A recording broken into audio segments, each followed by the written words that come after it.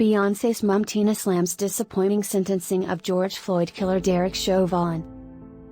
George Floyd's killer Derek Chauvin was told he will serve 22.5 years in prison for 2 charges of murder and 1 of manslaughter, and his lenient sentencing has sparked fury.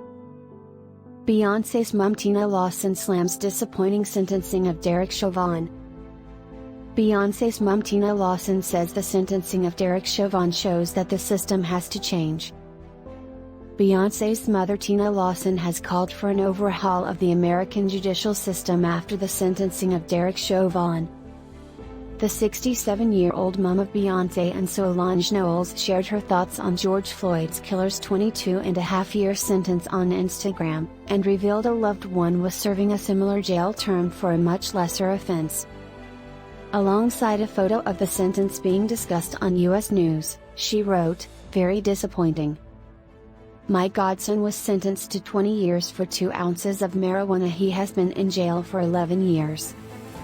This man convicted of 3 charges. He murdered this man on TV before the world. And will only serve 15. The system has to change." He was found guilty in April for 2nd-degree unintentional murder, 3rd-degree murder and 2nd-degree manslaughter. Almost a year prior, in May 2020, footage showing him kneeling on Floyd's neck for 9 minutes as he gasped for air and said "I can't breathe" appalled the world, and sparked violent protests across the U.S. Understand Chauvin's mom not wanting her son to be gone, but George Floyd's mom will never see her son again. Chauvin's lawyer said if only he hadn't gone to work that day, answered that call. "I say if only he hadn't put his weight on George's neck for 9 minutes. He had 9 minutes to stop."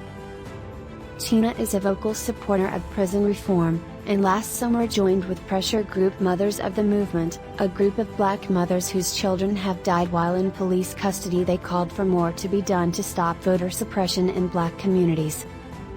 She told Harper's Bazaar that she has also been working at a grassroots level, mentoring deprived youths from South Central LA and trying to get them more interested and involved in politics. Tina said, "What I've been able to do is just connect the dots for them.